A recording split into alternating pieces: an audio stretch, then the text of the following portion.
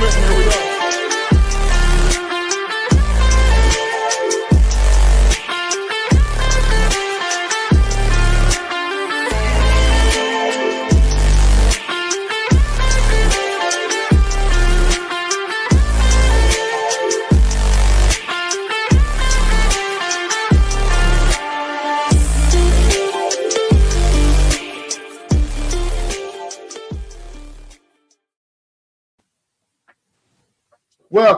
Welcome to the Long Distance Playbook on the 6th of December, almost the end of the year.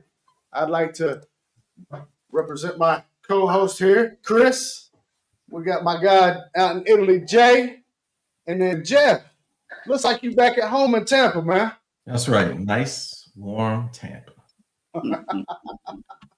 That's what I'm talking about. All right, so we're going to start off the week with honors of the week. We had some college football games conclude last night. We had Kennesaw State at Jacksonville State, and we want to say congratulations to Kennesaw State. Then we had Troy at James Madison. We want to say congratulations to James Madison. And James Madison is now the Sun Belt Conference champion. Kennesaw State is the Conference USA champion. North Texas at Tulane, and Tulane is now the American Conference champion. And then we had UNLV at Boise State, and Boise State is now the Mountain West Conference champion. Congratulations to all of those teams on a well-deserved victories and seasons, and let's see how everything plays out.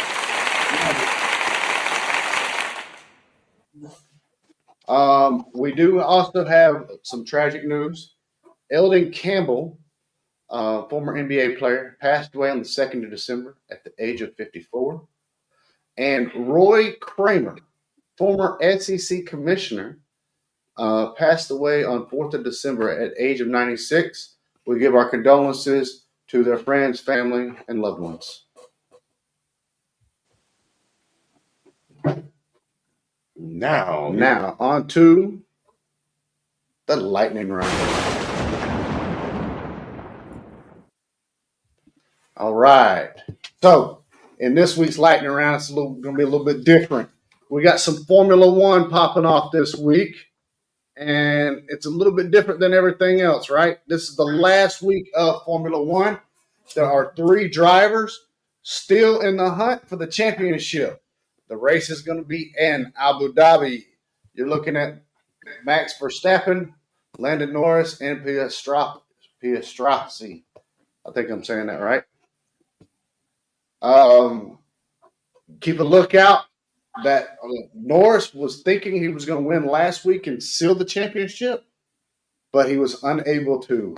So now all 3 drivers have a chance to win the championship. And, of course, it's no more exciting when it comes down to the last race of the season. Further news, World Darts Championship starts on the 11th of December.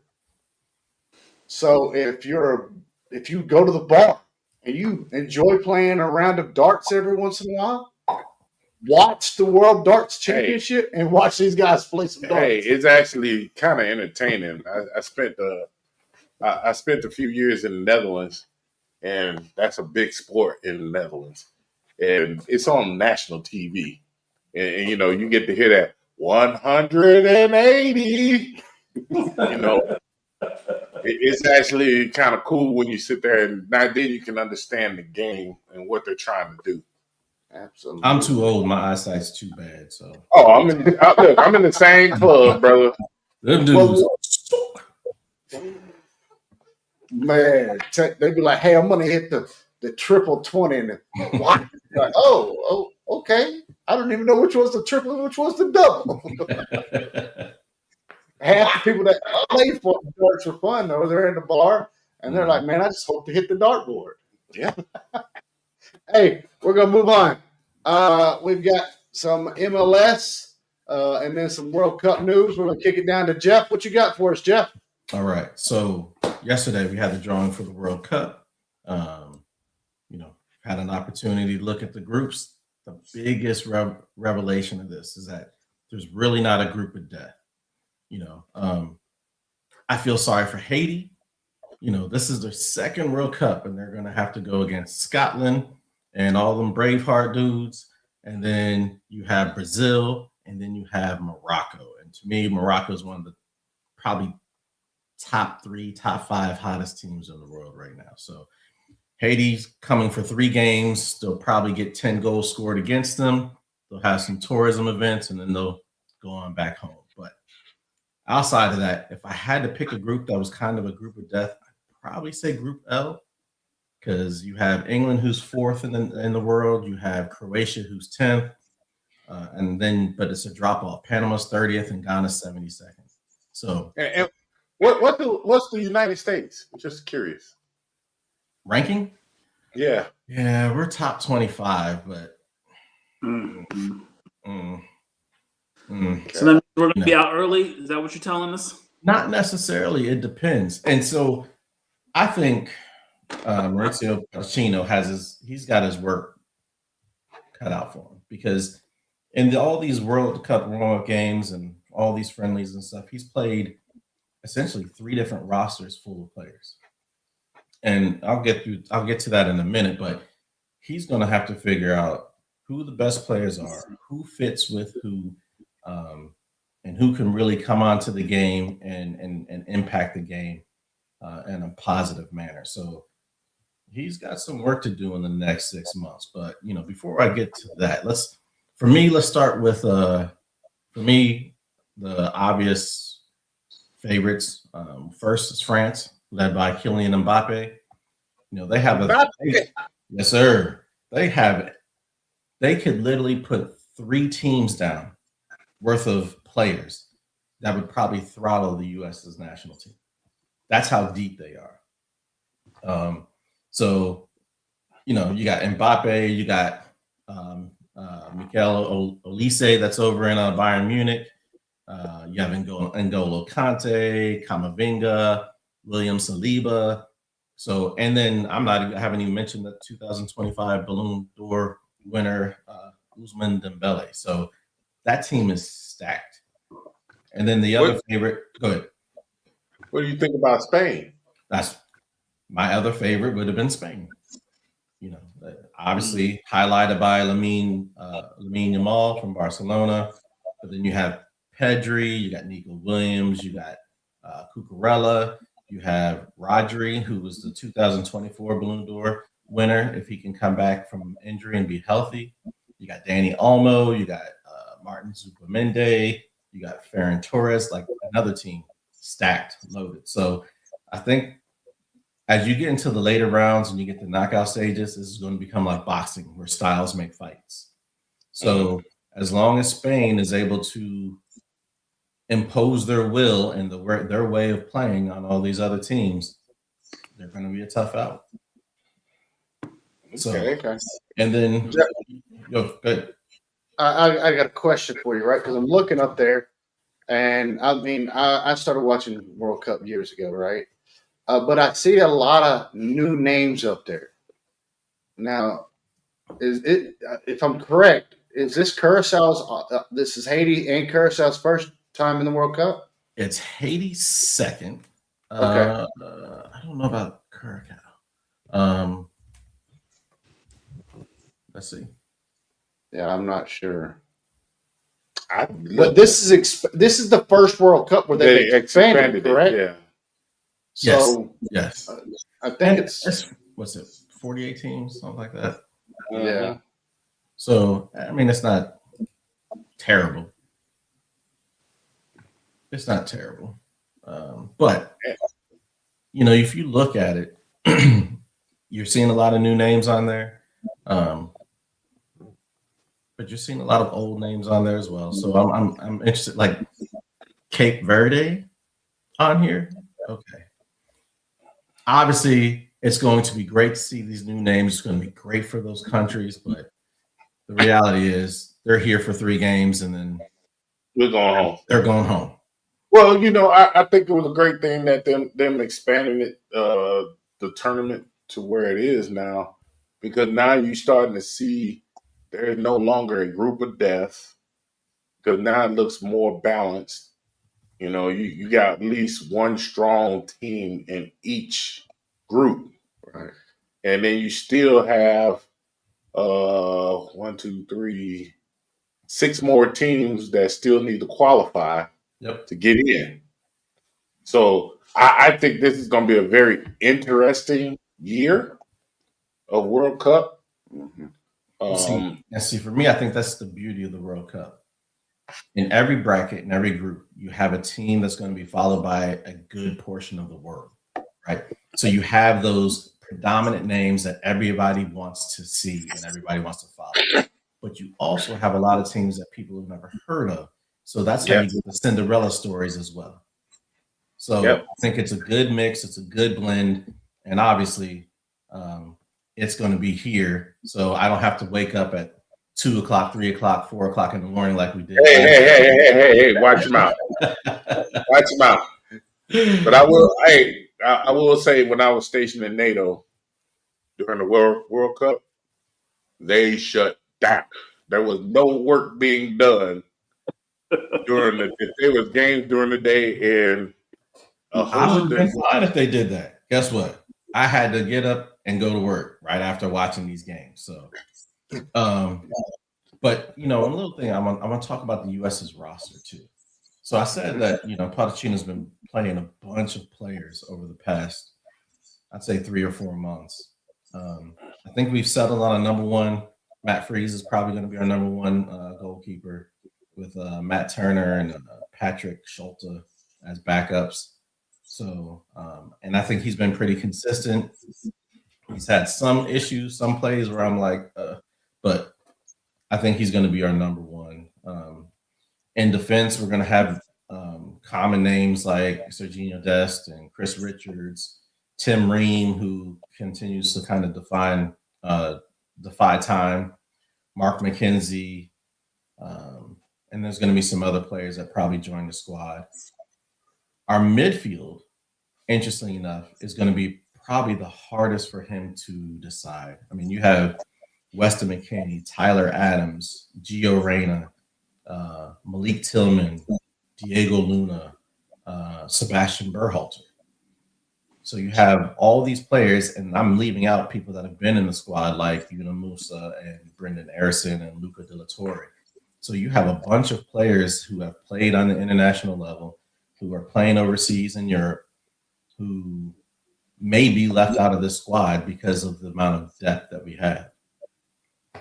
And then finally up top, we're led by Captain America, Christian Pulisic, who's probably had the 2 best seasons of his career at AC Milan so far. So you'll have him, you have Tim Weah, you'll have Haji Wright, you'll have Balogun, and you'll have Ricardo Pepe. They'll probably choose another forward to play. I just don't know who that's going to be, but you're going to have players that are probably on the outskirts, like Josh Sargent, who's been in and out of the squad over the past years, and then Daryl DK as well. So there's going to be some name players that we know that we've seen before that probably don't make the squad. That just shows the depth that we have. It's just a matter of putting the right pieces in positions to be successful and for us to have a deep run in the World Cup. Jeff, real quick, out of the all these teams currently listed, right? Which one do you think are the sleepers? Well, so Morocco, obviously. I think if you're the casual fan, you don't know how well Morocco has been playing, how well they played the last World Cup. So for me, that is one team to watch. I actually think Morocco will top Group C. This Brazil team that I've seen over the past 4 to 6 years has not been the Brazil team that we've known probably the majority of our lives. So I think Morocco surprises everyone and tops Group C.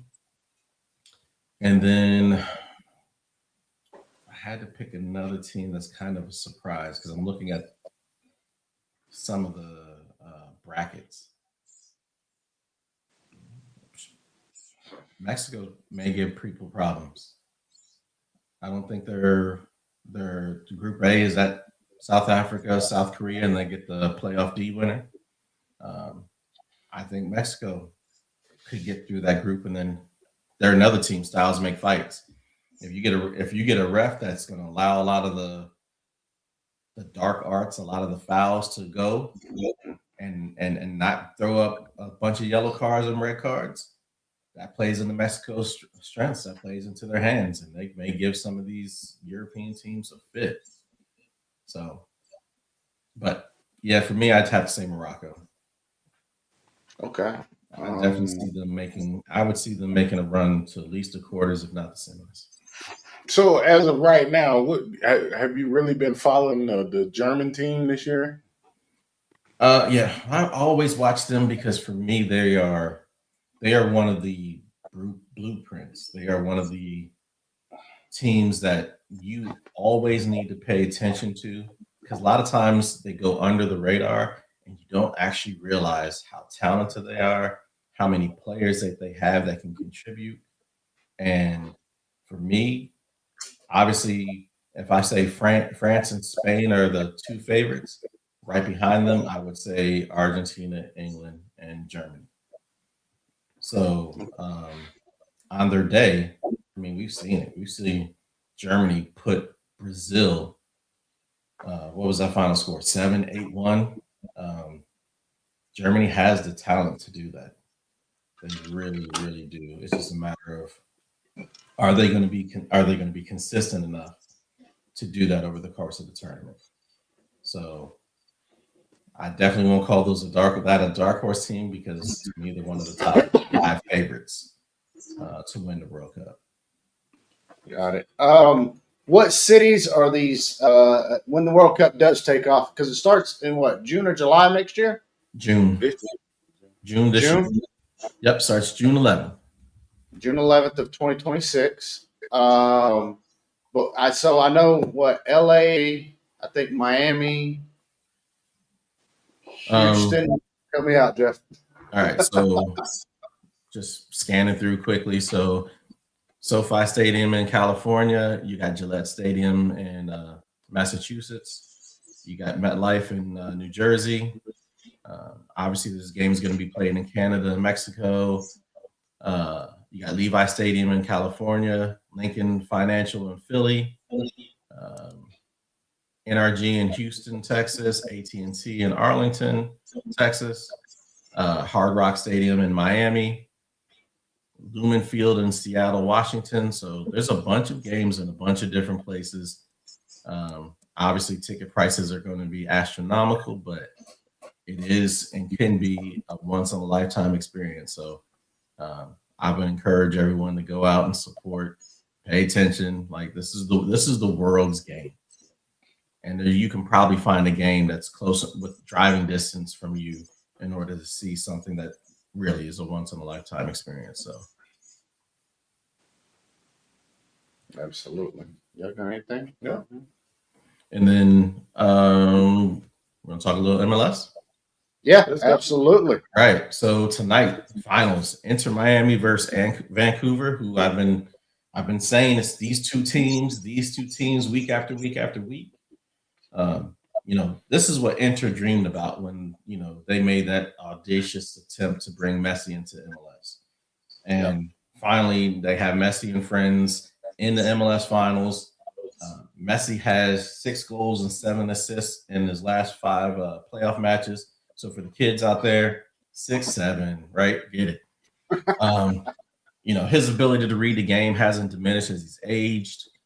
He continues to score and assist. So, he can be the finisher. He can be the facilitator. He finds the pockets of space still at this age. Now they're playing him at the false 9 so that center backs can't really mark him up. And then the defensive midfielder, the 6s, can't find him. So he's even at his age, he's still that level of impact player, and he's probably going to be on the World Cup squad for Argentina as well. And then one surprise player on Inter who's kind of really rounded out the form, Tadeo Allende. He's got 7 goals in the last 3 games, 8 goals and 2 assists in the last 5 playoff games. So I think he's going to be an impactful player moving forward as well. they've just been scoring for fun during this playoff run. They are the hottest team in the MLS right now. So all bets are on Miami to win. However, you got Vancouver, to me, led by Bayern Munich great Thomas Müller. He may be the star name, but to me, the Whitecaps are the definition of a team. Brian White's their top scorer with 18 goals, even though he missed probably 15 games this season. But they have two other players, Emmanuel Sabi and Thomas Müller, both have 8 goals. And they have another player who has 6 goals. So they also have Sebastian Berhalter has 12 assists on the season, and Ali Ahmed has 11 assists. To me, they are the definition of a team. They don't really have the Messis, but they have a solid team that works hard for one another. So for me, Inter, hottest team in the MLS right now, but the Whitecaps have already beat Miami this season in an elimination game in the CONCACAF Champions Cup semis back in April. So, and that was without Thomas Müller being on the Whitecaps. So that should add some additional intrigue to the game. You also have Inter trying to send 2 legends off, Jordi Alba and Sergio Busquets. This will be their last game, so I'm sure they're trying to send them off in style. But you have Vancouver wanting to show the world what a united team can accomplish. So I think from betting perspective, all bets are on Miami. But I would not be surprised if Vancouver wins tonight. Okay. Yeah, I tell you, it surprised me when I found out Mueller was on the Vancouver team, because being over here in Germany, he is very well known. Yeah, he's like the god. Mr. Bayern Munich. Mr. Bayern Munich. Indeed. Absolutely. So we're going to go ahead and move on and talk about a little NBA. Then we're going to get into some college hirings and their repercussions soon. And maybe a little boxing. And a little bit of boxing, yeah. So, but first we're going to talk about Chris Paul being released on the road, being sent home. Yep. I don't get that. That guy gave 20 plus years. He's been a stable player. I think there's different ways you could have sent him out, and that wasn't the right way to me. Well, let's kick it over to Jay, and then we'll all get some inputs. Jay, what you got on that? So this right here is just something that the Los Angeles Clippers do, and this is an indictment on their organization. Yeah, you might play in the same building as the Los Angeles Lakers, but you'll never be the Lakers. You can't do this to a legend of the game. He's going to be a Hall of Famer. I mean, at some point, if you had this much issue with him, then you should have never even let him come on the road with you. It's an embarrassment to somebody that has given his all to the game. Whatever you like, don't like his personality. Yeah, there's been a lot of different personalities throughout sports, but when you have somebody that is an important, not only to, like, for instance, let's just throw that out. I mean, there was a time where he could have won multiple championships, but David Stern stepped in. He stepped in and didn't allow him to go to the Lakers to play with Kobe. And we could be talking about Chris Paul on a whole different level than we do now. Just, okay, he's putting up stats. He's a great player. He's a point god, as some people have called him. But to put a championship on his resume, I think we're talking about him in different levels that we're not doing right now. And for him to go out like this is sad. I hope that he catches on and is able to play with somebody and really can get that farewell tour. I'm not cutting you off. I agree with everything you're saying. They could have released him, with a buyout so he can at least go to a championship team, like you just saying, or a championship capable team, and try to get Marine. Yeah.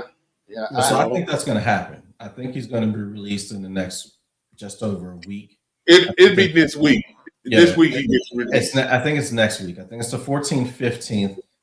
There's something about the salary cap that's impacting them, which is why they're just letting him sit for now. I think late next week or week after, 14th, 15th, you will see him be released and go to another team, and hopefully a team that can help him win that chip. right. Even if he's just sitting on the bench. Yeah, no, I agree. Look, and the thing Go that ahead. he has been, to Jay's point guard, right? The definition of a point guard. They knew his personality before they brought him in. And something had to sit there and tell me that they said, you know what? That's what we want.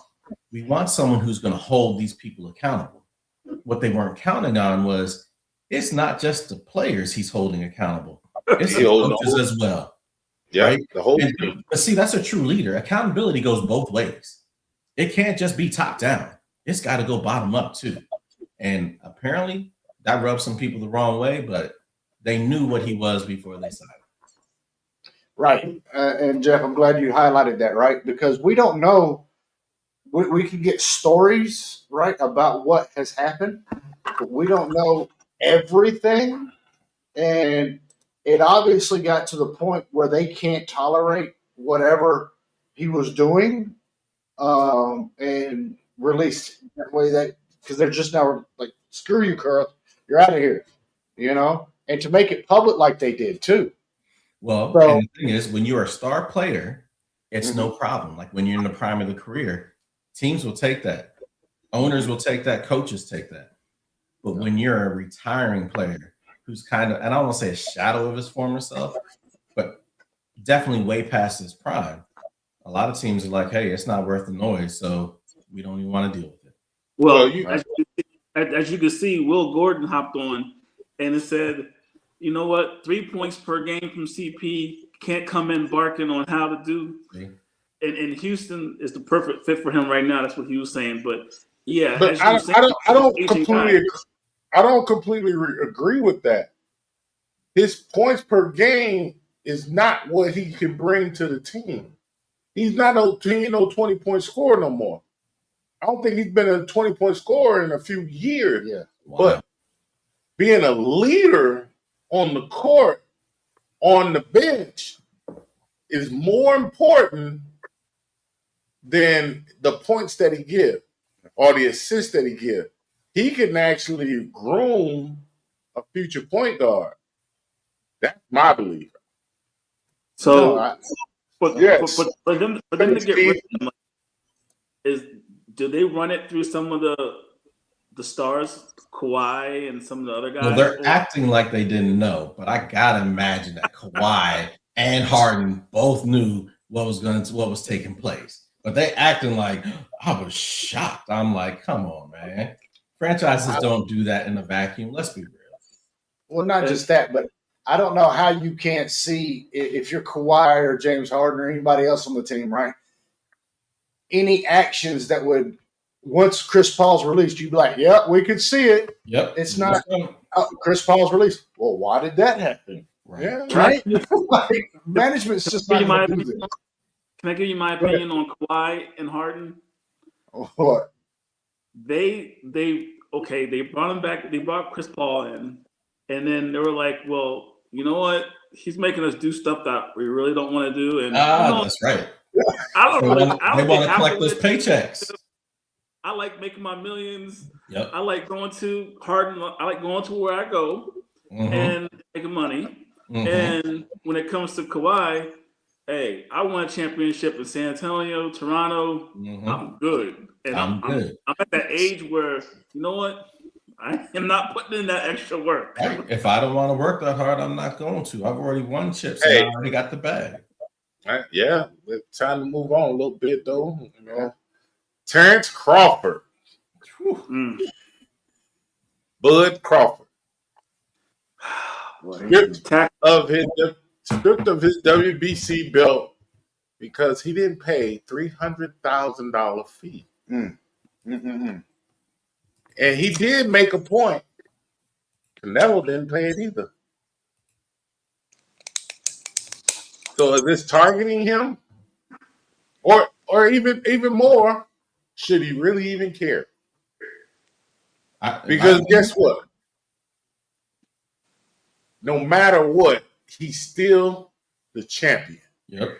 So, and He's never everybody been knows. beat. And see, the thing is, the fact that the fight was 50 million and they're trying to triple the amount that he was, or double the amount he was supposed to pay. The fee should be the fee. You don't change it from 3% to 6% just because we're going to gross more. So for me, I like the fact that he stood on principle and said, this should have been the same fee. You want your belt? Take your belt. I hold all the other straps. I'm that guy. I'm the one who sells. I'm the one who's knocking people out, winning chips. I'm the one who can't be beat. You Exactly. need me to gross money. I don't need you. You need me. So you can take that one. I got, 3 other belts? And 3 other weight classes. So for me, I'm glad he did it. I heard Oscar De La Hoya criticize him for not paying it. Man, he's a company man as it is anyway. So for me, I'm glad Bud stood on principle and was like, nope, not paying. So I think he should have paid. Look, this is what I was supposed to pay, and like, take this. Right, and that's it. The 3%. And you're not getting another dime from me. This is what I'm supposed to pay. Boom. And at least he could say that, hey, going into this is what I'm not pay anything. So to me, I think he should have just paid what everybody else was supposed to pay. But let me ask you this. On top of that. And so I don't know the intricacies of it, but what if it's like falling behind on a mortgage, right? You can pay. So if you take that same mindset and someone says, oh, well, you got to pay. Well, I'm just going to pay what I can. Guess what? They still snatch that house right up from under you. No, you got to pay it all. So for me, I the principle of it bothers me. Just because you're going to gross more, we're going to tax you more. Yeah, That's what bothers me about that. No, I agree, Jeff, because even whatever state they box in and they win, that state automatically gets some of those taxes as well. Absolutely. Right? So to me, it would have to have been written up in that match contract. Mm-hmm. You're going to make this much money. This is how much you would have to pay, right? And if he knew that, then he shouldn't have boxed it if he's fighting it, right? But I don't think that was in the contract to begin with. So it was, hey, here's your 3%.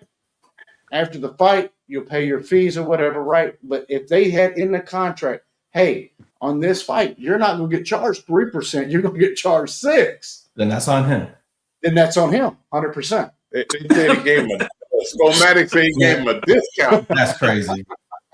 That's crazy. They gave that wasn't a discount. That was an upcharge. Hold on, you was supposed to pay $100,000.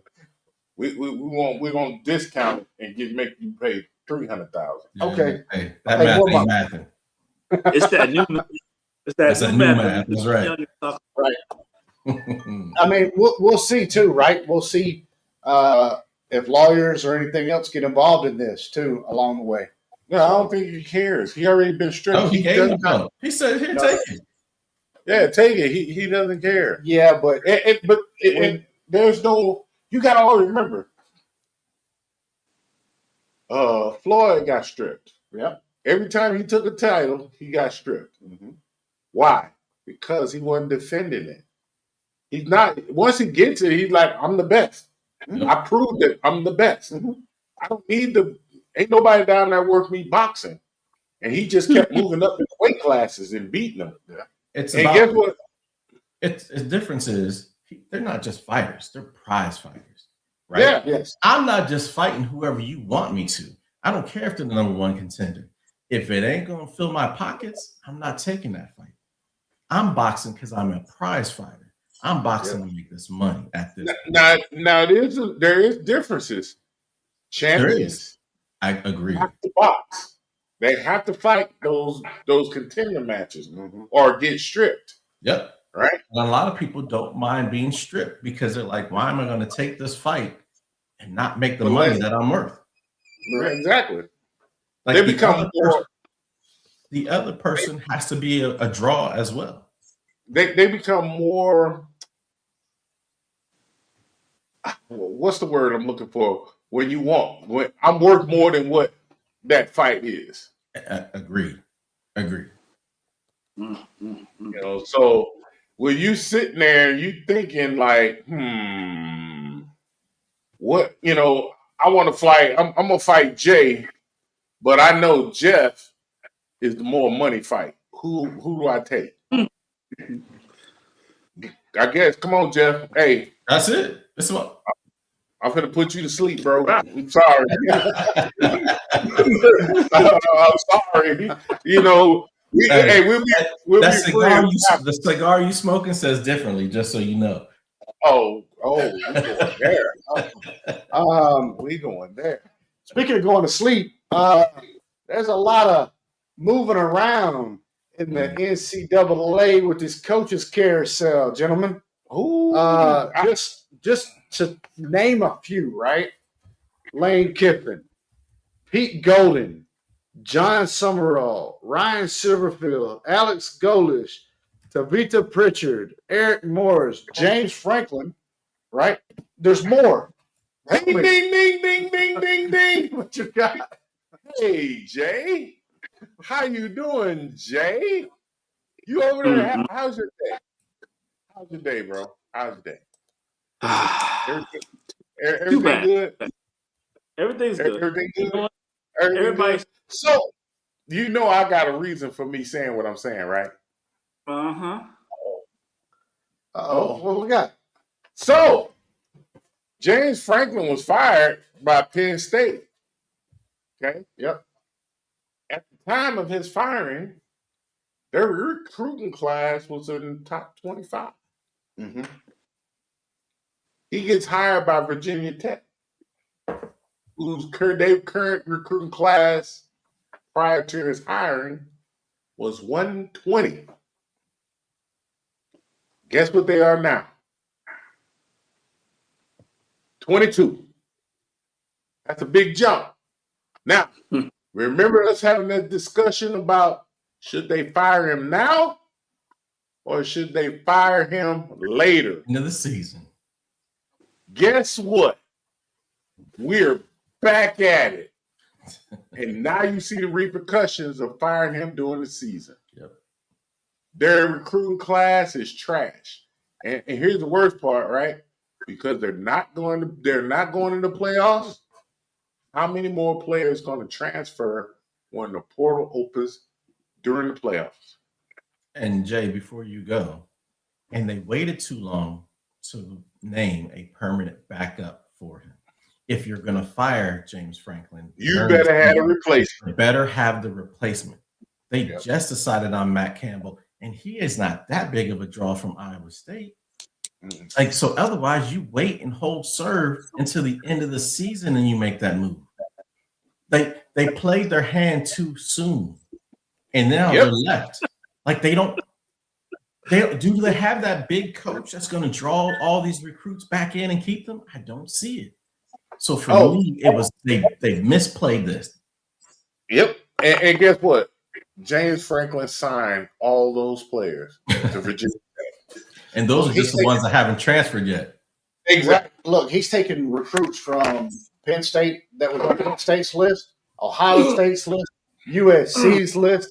James Franklin is taking over the recruiting, and the transfer portal is just going to benefit him even more, right? Agreed. Question for you guys. With all this coaching carousel, should the NCAA implement something, right, where you can't fire until after the season? I think you're never going to have that because now it's big business. Okay. It's about big business. But if you don't it's not the coaches. Okay. It's the players. Okay. You need to make adjustments on that transfer portal to where it does not open until after the playoffs. Okay. However, if you do that, then we have to be consistent.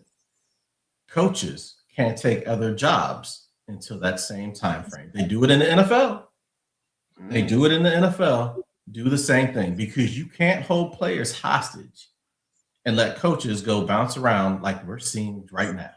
And Yeah, because trust, look, all of us hate the fact when players, hey, we had a strong regular season and they leave before they play their bowl game or in the playoffs because of the portal. But yeah, if coaches are doing it, we got to be consistent. A lot of players do. no, you're right. That was coming to my next point. But the problem is, the bigger problem is definitely the transfer portal. The timing of it is just not conducive. Now, if you want to say, okay, if your team is in bowl contention or in a bowl, your transfer portal will open on this day. For those teams that are not in bowls or in playoffs, but like you said, that just makes it more confusing. Yep. It makes more confusion. I say wait until after the actual championship game itself, right? Because there's a lot of teams who will fire. I've seen it in the past, right? There's teams that will fire their coaches, and they will, hey, I want that defensive coordinator from Georgia or Ohio State or whatever, right? But then they're playing in the championship game, and now the head coach is like, well, I'm about to lose my defensive coordinator. Or focused on the game, or it's the head coach that moves and that affects the game. Lane Kiffin. So look, Lane Kiffin built that team, right? He took a new job. Guess what? He ain't coaching that team. Yep. Now here's the thing: the odds are, right? Here's the odds are they going to perform at the same level when Lane Kiffin was there? How many players might opt out? Right, and we'll see that. I mean, I think I think the NCAA, right, because they are supposed to be a level below the NFL, they do need to get on the same page as the NFL. Because all right, hey, watch what you because I know this is one of us, and I know who it is. Don't chat.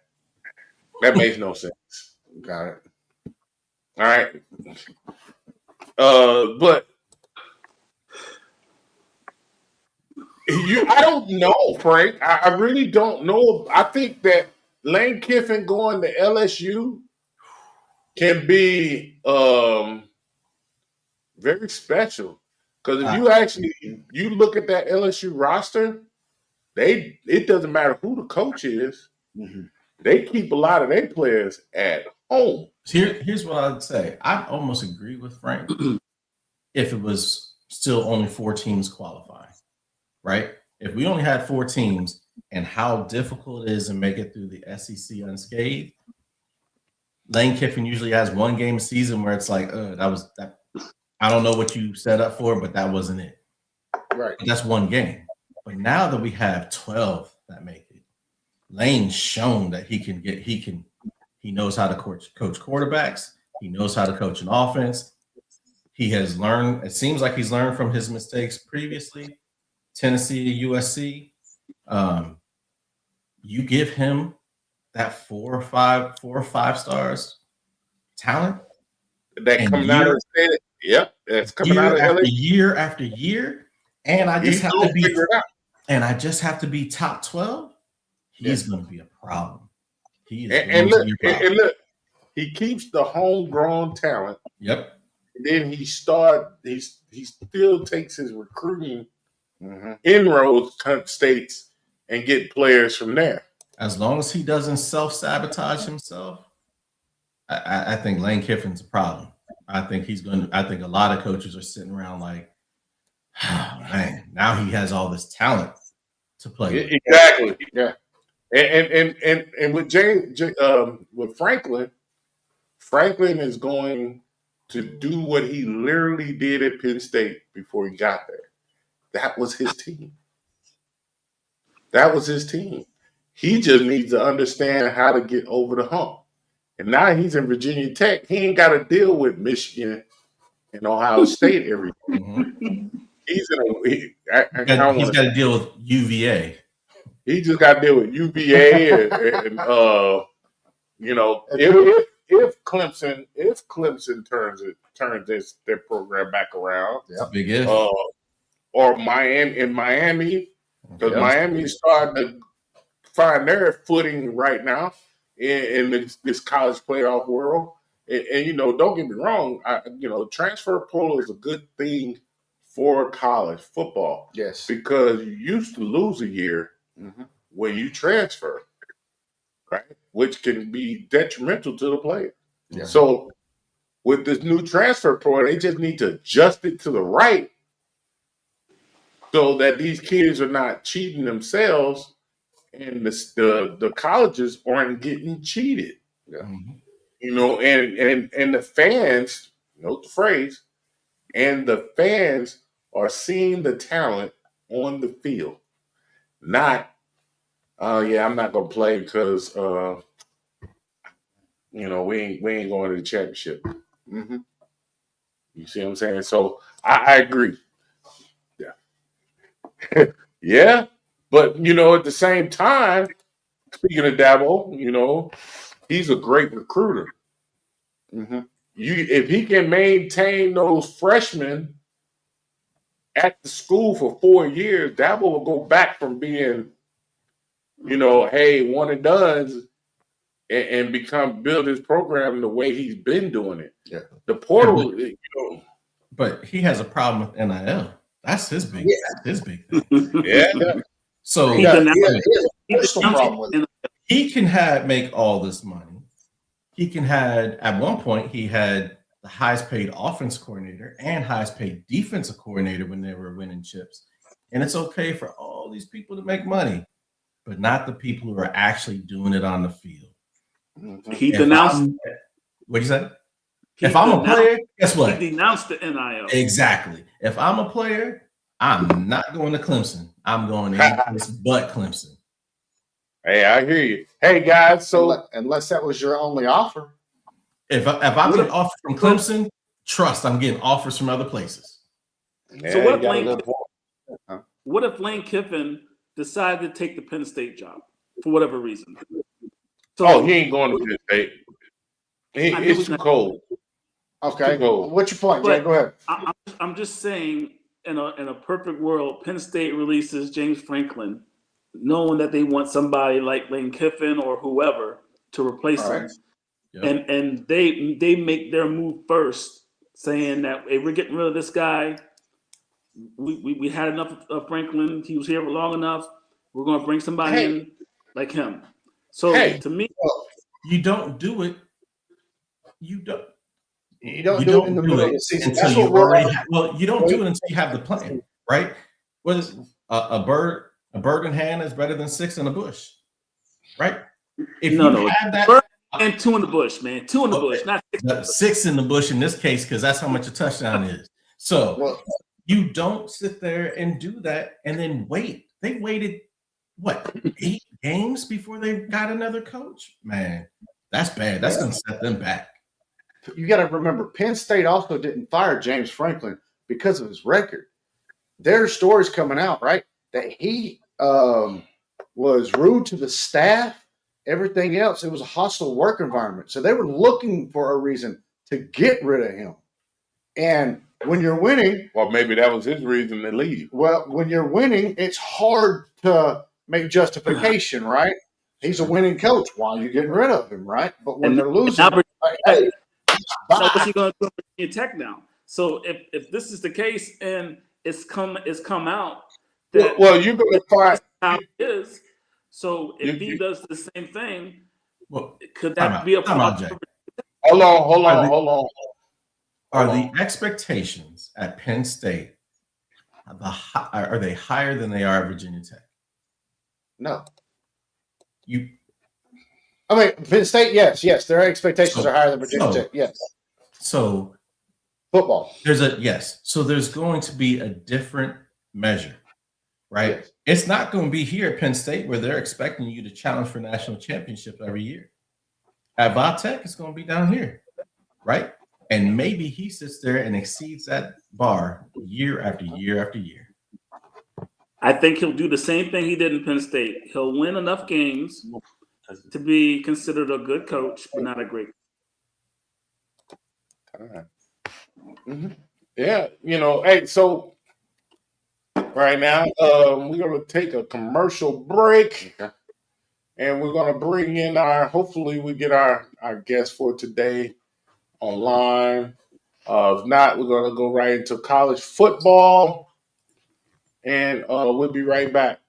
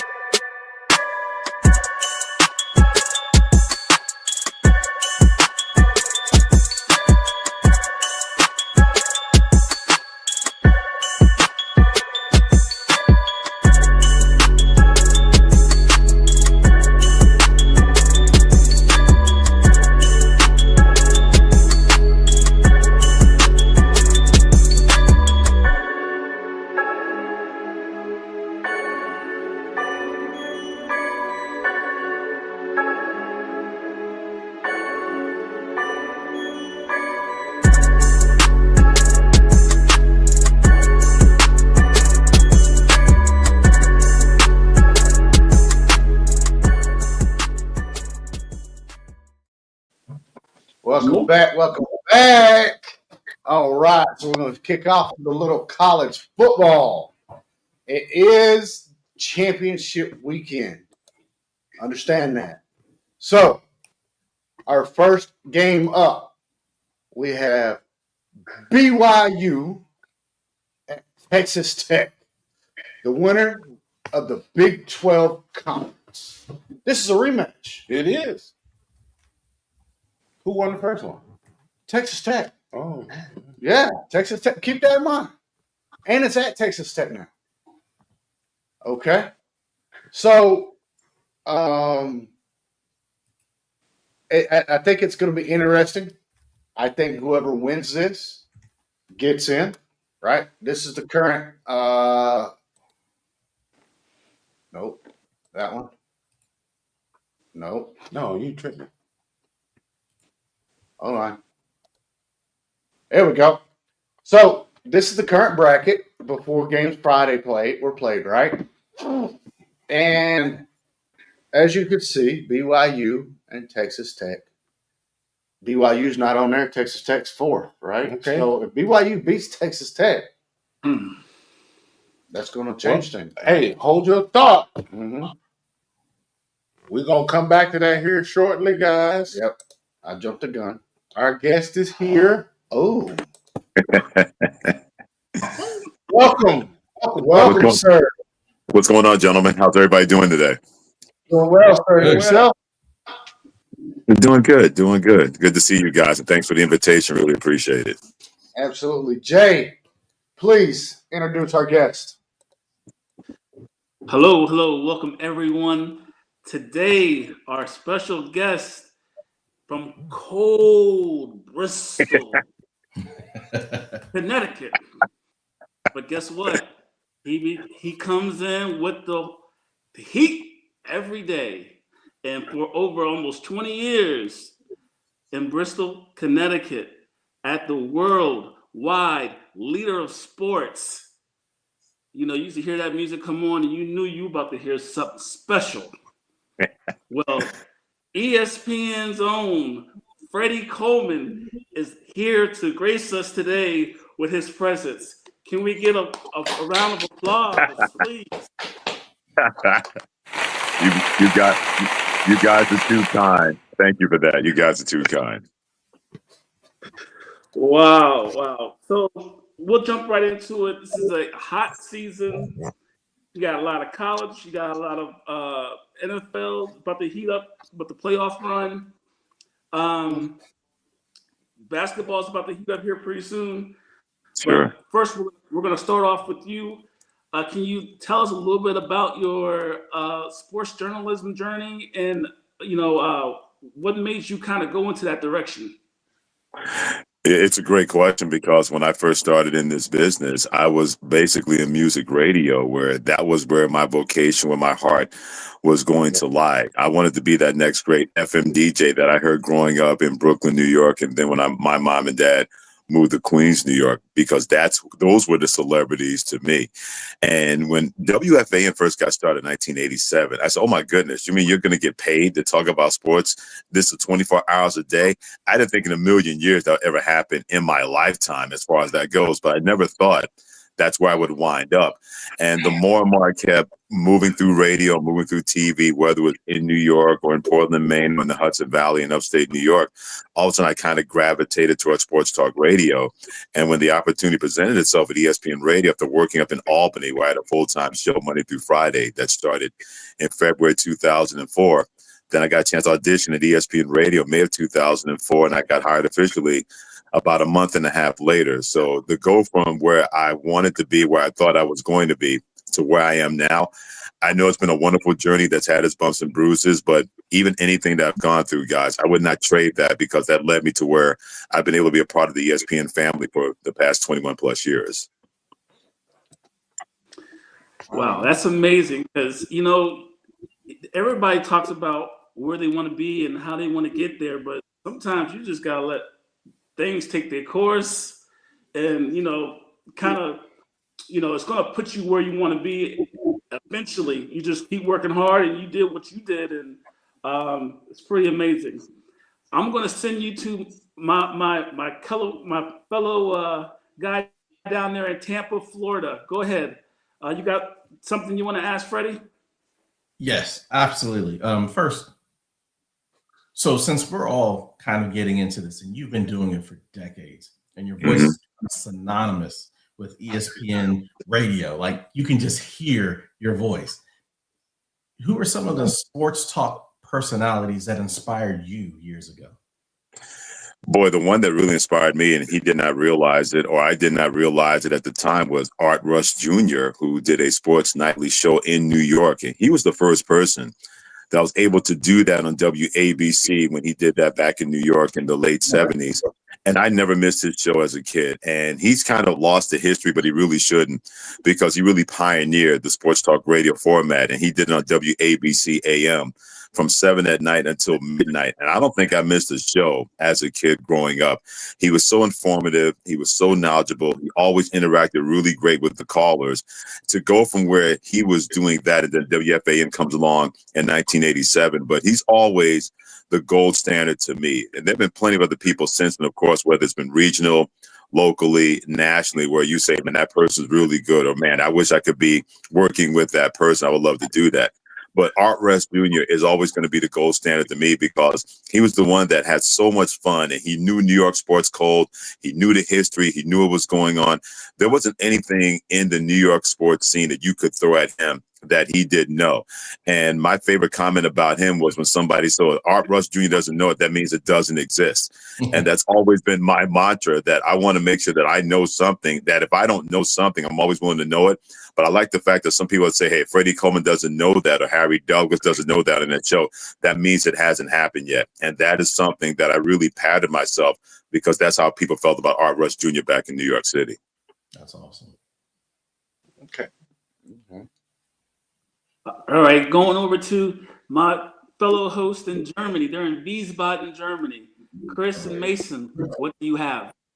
Dr. Shane, by the way. Second. Dr. Shane, by the way. Bitte So schön, bitte. Bitteschön. You've gotten enough sample of the sizes of the teams in the college football. Which four do you think stand out and why? Boy, that's a really good question. I'm going to start with The Ohio State University, although we still don't know, in my opinion, how good they really are, because their main competition happened opening day versus Texas, and they're definitely considerably a better football team than they were then, but they have not had any top-flight competition that they've had to face. So maybe, just maybe, they'll get that tonight, the Big Ten championship game, when they take on Indiana. But I'm going to put them at the top of the stack because, to me, it's Ohio State versus the field. Another team that has really jumped out to me has been Ole Miss. What is that going to look like with Lane Kiffin taking the LSU job? He wanted to stick around to be a part of the college football playoff, but I thought Ole Miss and the athletic director, Keith Carter, did the right thing by saying, wait a minute, we're not saying you can't take the LSU job, but you can't serve two masters and think that that's going to work. So I want to see what Ole Miss is going to look like going forward with Pete Golding as their head coach. I got my eye on them. I also have my eye on Tulane, because more than likely they're going to get that group of 5 spot as that lone potential team, not in a group of 4 power conference that's going to be in the playoff. Their coach, John Summerall, was really, really good. And I think it's going to be sooner than later when he turns around Florida. But they have a really fun team. Jake Retzlaff, their quarterback, the BYU transfer, has overcome knee injuries. He was Conference Player of the Year in the American Athletic Conference. He's really good. They got an underrated defense. They're going to give somebody 60 minutes of hell who they play in the college football playoff when they meet them. And I'll give you one last team, whether they make the playoff or not, and that's going to be Notre Dame, because they've thrown so many different qualifiers until last week about Notre Dame belonged in the playoff. Never mind the fact that their 2 losses were the teams that were ranked at that time. They lose to Miami, who was number 10 in the country at that time, losing by 3. They lose to Texas A&M by 1 point when Texas A&M was number 16 in the country. Other than that, they've had a lot of, breather U's on their schedule. And they play Purdue. They've been Purdue for God knows how long, and they beat them by 43 points. They beat Arkansas by a lot. The 2 ranked teams they played, well, USC, they seem to beat them all the time. They beat them by 10. And they played a Pittsburgh team, and Pittsburgh's coach, Pat Narduzzi, said, we don't care about this game because Notre Dame does not play in the ACC, and they beat them by 22 points. So what kind of qualifier will they use if things are in a chaotic situation based on Championship Saturday? What kind of qualifiers would it use, either put Notre Dame in the playoff or make sure that Notre Dame is not in the playoff? With that, who do you have winning it all? Man, you can make a case right now for 8 different teams. I mean, if you put my feet to the fire right now, I think that Texas A&M team, I would take them. I think losing is really going to help them, because now you don't have to play in the SEC championship game, which is going to be a fist fight when Georgia and Alabama play later on today. You get a chance to rest your team, not just mentally, but also physically, to get them ready. I love their quarterback, Marcel Reed. I think he's really, really good. Their offensive line has 3 guys that are going to be playing on Sundays in the National Football League when it's said and done. And Mike Elko will have that motivation to say, hey, guys, we got tripped up by Texas in our final game of the regular season. Let's make sure that doesn't happen again. I still think it's Ohio State versus the field, but I'd have one team that I think is built for that can make that work. I'll circle Texas A&M and take my chances. All right. What you got, Chris? We're getting into bowl season. Over the last 10 years, so much has changed. Do you like the direction college football is going? And is it good for the game with the expanded playoffs? Well, if I had my way, there'd be no more than 8 teams in the playoff. Because believe me, I live on planet Earth and I know money is going to drive that whole thing. And that's why we have 12 teams now. And probably in another 2 to 3 years, maybe even sooner than that, we're going to have a 16-team playoff. There's way too much money out there that you can't ignore that when it comes to college football because they are a professional league in terms of money standpoint. So, but if I on Planet Freddy, I would say 8 teams and that would be the end of it. But I don't mind the direction that college football has gone with the playoff because we still have the bowl system in place. You don't feel as if you finish your season 8-4, 7-5, 9-3, and you don't get a chance to play an extra game because I think that builds morale going into winter workouts, going into spring practice. So I love the fact that we still have the playoff, but we still have the Boca Raton Bowl. We still have all those other bowls that are out there where you feel like you have a chance to add a reward onto your season. And having a chance to do a bowl game like I did last year, it was really cool seeing how the players were not checked out of the bowl between Western Kentucky on one side and James Madison on the other side. They couldn't wait to play that game because they treated that like it was their playoff game. So I like the fact that we've kept the bowl system not being stagnant and kept that in place. But you still have a playoff out there that people still going to pay attention to both. And both have really rewarded college football at the end of the season. Mm-hmm. I like it. So, All right. so Jack, you got another question? Yeah, and mine goes back to more of the talk show, radio host, personality. Do you have any interviews that you've had that have just really with you? Wow. I mean, there have been plenty, but I always go back to when I interviewed one of my heroes, Kareem Abdul-Jabbar, and having a chance to interview him. And when I found out about the interview, you know how you get where you feel like there's sweat on the top of your lip and your hands get all clammy because you're anticipating and you don't want to screw that up because I wouldn't want Kareem Abdul-Jabbar. If someone mentioned my name to him, I hated talking to that guy. That's the last thing you would want to have attached to your name. And so he comes on, he was promoting his book, which is a really cool book that became a documentary on HBO about the African-American athlete. And I asked him a question. I said, being a native New Yorker, like I am, like he is, I said, what was it about New York basketball that you were able to manufacture yourself through that minefield, go to UCLA, become the worldwide figure that you are? And he said, well, Freddie, that's a really good question. I didn't hear anything he said after that. I said, Kareem Abdul-Jabbar said my name. I'm good to go from now on. He could have given a cure for cancer, and I would have never been able to recite it or remember because I don't remember anything he said after that. And it was one of the coolest things having somebody that you have such great admiration for beyond the basketball court because he's such a worldwide figure and what he's been able to go through inside and outside of basketball. And it was like a conversation between two old friends having that interview. So that's one that definitely stands out to me. Another one was Unlikely when what we used to have at ESPN radio and ESPN. Before the college football season would start, we were bringing the coaches from different conferences that'll be up there and go through what we call the car wash, where they go to this show, to this show, to this show, and this show. And so the first year we had the SEC coaches up there. Nick Saban was the coach at Alabama. And he had such a busy day that by the time he got to me, it was 2:30 in the afternoon. This dude had been up since 6 o'clock in the morning. So I know he just wanted to get on a plane and get his behind back to Alabama and coach his football team. So he gets there and the sports information director introduces us. So I go to Nick Saban. I go, Coach Saban, no matter what this interview, and I know you had a long day, I would not ask you anything about Alabama versus Auburn. And he started chuckling and he said, thank you. I think I've heard enough about that for one day. So we sit down, I bring him into the interview, and I said, if Nick Saban had a walk-up song, what would the walk-up song be? And he lit up like it was July 4th. He said, oh, man, I'm a major Motown fan. It would be this, would be that. And then the first 5 minutes of that interview had nothing to do with football. We're talking about the Atlantic label, the Stax label, Motown, the songs we loved growing up, going in cars, riding with our parents on vacation.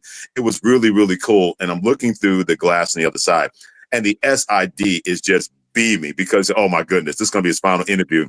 This is perfect. Then we finally got into football, and I said, you always talk about the process. For those that don't know in layman's terms, how would you explain the process? And he gave this great 2-minute answer that brought it down to terms that anybody could easily understand. So we finished the interview, and he said, that's the most fun interview I've done all day. I said, I know you had a long day. I did not want it to be just standard assembly line questioning that you've already gone through. I wanted to have people see your personality and show your personality. So that was really cool. And he said, anytime you want me to be on your show, if I'm not too busy, let me know. Well, later on, they had a major game later on that year versus LSU. And I just threw a flyer out there to the SID. I said, Nick Saban's not too busy. And he said, Coach Saban says anything for you, Freddie. And he came on our show, and he was the only one on an ESPN radio show the week leading up to the LSU game. So those are the two that really stand out to me. I like it. Thank you. I have a question. Actually, it's a two-part question. Mhm. If you had three important things to share with new sports journalists, Mhm. what would you say is the most important? And the other part, is kind of the same, but a little different. What advice would you give new sports journalists? I'm going to answer both of those questions with the same answer. Find your you. It can be very easy to be impressed by somebody and believe you need to be that second somebody else because you've seen that success. No, always be the first yourself. Always be authentic. Whoever you are, that's what I want to know. That's what I want to hear. That's what I want to see. I already know who the first other people are, past or present. I don't need the second part of that person. I always want the first person. So no matter when anybody's listening to me, they're not getting a sequel to somebody else. They're getting the original when it comes to me. So I tell young people and people just starting out in our business, whatever authenticity you can bring that represents you, always make that at first to the table, no matter what anything else or anybody else has to say about you or what you believe about yourself. If you bring you to me, you bring you to everybody else, and I know that's you and you're not trying to fake anything, I can rock with that. That's never a problem. I don't have to agree with everything you have to say. Believe me, plenty of fans that listen to our show. The one guy even called us. I said, I disagree with about 85% of what you have to say, but I also know that you're being authentic because you're not just trying to put stuff out there for clickbait or just to try to get a reaction. So that's how I'll answer both of those questions as advice to young broadcasters and that kind of thing. Make sure that first you, that only you always is going to be first and foremost. If you're going to be able to do that, no matter what bullets and arrows are going to come your way, at least you can say, I was being me and I can live with the result. So many people try to be somebody else, and then when people figure out that's not who they are, then they don't know what to do, and then they're really lost in the sauce. Don't allow that sauce to overtake you. You are the sauce. Bring that sauce to everybody else. Thank you. Thank you. I got one more for you, Mr. Freddie. Recently, there have been an influx of NFL games over here in Europe, even some in Mexico and stuff, right? Mhm. Have you heard any chatter about a possible NFL expansion being done here in Europe? If the NFL has their way, they want to get their greedy hands on all that money overseas. So if they can find a way to do that, they really, really will, because we've seen the reaction from so many football fans, and not just American fans who live in Europe. A lot of European fans have really gravitated towards the National Football League. It used to be that I used to be of the ilk, and I'll be completely honest, I don't think you should have NFL regular season games overseas. If you want to do that in the preseason. But then I said, why are we denying what the NFL is really great and just having a preseason game over there, just have an NFL team over there? Why not have fans who love the NFL game watch a competitive game where guys are out there playing for their playoff lives or trying to make sure that they don't stay on a losing streak or try to increase a winning streak? Why should you just make that a preseason thing overseas when we can have exactly how good the NFL is? So there's always going to be chatter about that because they've seen the financial rewards that have happened by having so many games. It started off as one or two, and now, don't mark my words, it's going to be a time, maybe if not next year, maybe the season after, where there's going to be an NFL game every week overseas, whether it's in Europe, whether it's in South America. Don't be surprised they have an NFL game in Africa one day, although good luck with that, because I'm sure plenty of African countries like that could be a civil war developing what NFL team or NFL game is going to be over there. But because that money is so great and the attention is out being a better reward than the actual financial reward. Yeah, that chatter is not going to stop because there's so much money that's already been made to be made having NFL games overseas, especially in Europe. I like it. Back to you, Jay. All right. So ESPN had Stuart Scott, Yeah. the late Stuart Scott, legendary guy. Can you tell us anything about the impact that he had on sports journalism, sports broadcast, and just personality that we see now across all spectrums of sports now? Yeah, it's not a had thing with Stuart Scott. That's always going to be a has. It's always going to be a constant will be, because so many different people saw somebody like him and said, well, if he can do it that way and be himself, then why am I trying to be somebody else? Why can't I do it? As far as I'm concerned, to make sure the best me is going to be there front and center. That's the main thing, that impact is never going to lessen with Stuart Scott. And I'll never forget, it was really cool the first time I had a chance to meet him, because when you first get here to ESPN Radio, even if you're a guest, it's massive, the colossus that we have on the campus here in Bristol, Connecticut. And you just never know who's going to be roaming the halls. And I found that out the first couple of weeks. All these different people from sports and everything like that. I'm like, oh my goodness, I really am in the big leagues now, where all these people, and they're just going to work and this is their job, but they really enjoy what they're doing. And it was really cool the first time I met him. We just had like one of those conversations passing in the hallway. And it was one of those things where, hey, love what you do, everything like that. And just seeing the impact that he had on so many different people that had absolutely nothing to do with sports, where he is a revered figure because of the kind of person, the kind of man that he always turned out to be. And even when he had his failings and he had his slip ups, we all have them. He didn't run away from them. He said, hey, those things happen. I'm not the first person that's happened to, and I won't be the last person that has happened to. And I'll never forget the last time that I saw him. And this is when I was doing a late night show till 1 o'clock in the morning doing game night. And he did the late sports center, the 11 o'clock sports center. So we saw each other at the same time walking through the hall. And I hadn't seen him in so long. I was so glad to see him, and he was really glad to see me. And I said, dude, I know you're going through it, man, but, stand on our shoulders. And he said, that means the world to me. I got so many people supporting me, and it's always great to hear that. He said, no matter what happens, I'm going to keep fighting this. And I said, well, we're in this with you, with your fight. And I gave him a big hug, and it's like I didn't want to let him go. And I get the sense he felt the same way about me. And then he gets ready to leave, and I get ready to leave. And 6 months later, he passed away, where I'm on vacation driving back, and I go on social media, because usually I dial on vacation. I don't have any social media contact. And I just see RIP Stuart Scott, RIP Stuart Scott. And I'm thinking, what are you talking about? And I found that he passed away. And I literally cried in the car for about a good 15 to 20 minutes, because, your middle of your life should not be 24, 25 years of age.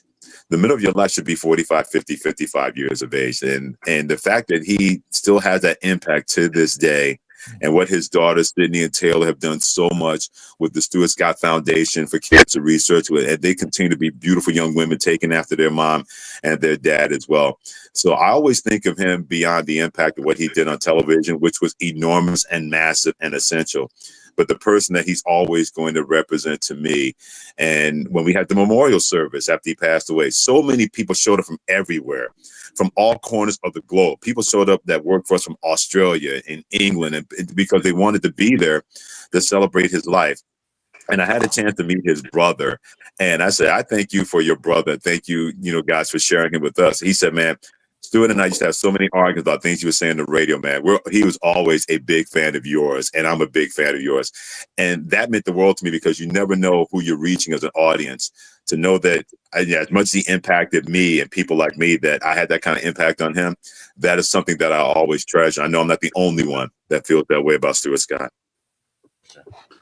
Yes, it really, like you said, it really touched you in a way that it's like, for me, growing up in Woodbridge, Virginia, Manassas, and DC area, there's certain things that when sports is part of life and a part of who you are when you are in that. And I went to Delaware State University, and I was going to go get into sports journalism as well. And George Michael from DC, Oh, yeah. we used to listen to him all the time, and the sports machine was huge, and that affected us when we hear stuff like that. And then I'm not sure if you ever heard of Glenn Brenner. Oh, yeah. So it's like that really hits the heart, like really does, when you set your clock to it, you're with them, and we feel like we're a part of these guys' lives. And Yep. and you can feel the emotion of when they're talking about what they're talking about, because it's a passion to them, it's a passion to us, is that connection. Yeah. And those three guys really did sting and it hurt. And you still feel it every once in a while when they play a clip and you see, this day is dedicated to these guys, and Hmm. we'll never forget them. Yeah, especially George Michael, because before he did the George Michael Sports Machine, and I never missed that on Sunday nights when they had that on in New York City on Channel 4 at 11:45. I never missed that every Sunday night. I was a big fan.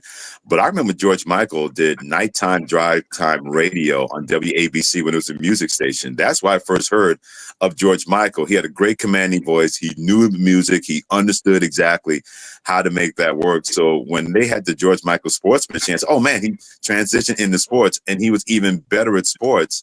And he was fantastic as a nighttime drive time DJ when he went for WABC. And I'll never get seeing the final show of the George Michael Sports Machine. It's like a piece of my childhood went away when they took the show off the air, because I still thought it was a viable show. It was always fantastic. He was always great going to the clips, pressing the button, and then the clip would come up. I never, ever missed that. And I still have those memories. So there are plenty of times I'll go on YouTube and just click on that old clips of the George Michael Sports Machine. Every time I do that, it always makes me smile. It really does. Yeah, Yeah. the Go ahead. NBC Sports, that's what we came up with, and my pops was like, we ain't paying for no television, so whatever was free, that's what we were watching. And Right. so we had to wait all week to really get a glimpse of all the sports. And I think Lindsey Zarniak came in a little bit later Oh, yeah. to help Mhm. him out. Yeah. And we see that they start hitting that button. Okay, they're going to take us across the country, and we're going to Mhm. see all these clips. And for the ones that don't know, we're not talking about Wham! George Michael. We're talking about Right. the sports guy. Exactly. Exactly. Although Wham! George Michael doing the Sports Machine, that would have been interesting. Really. Oh, yeah.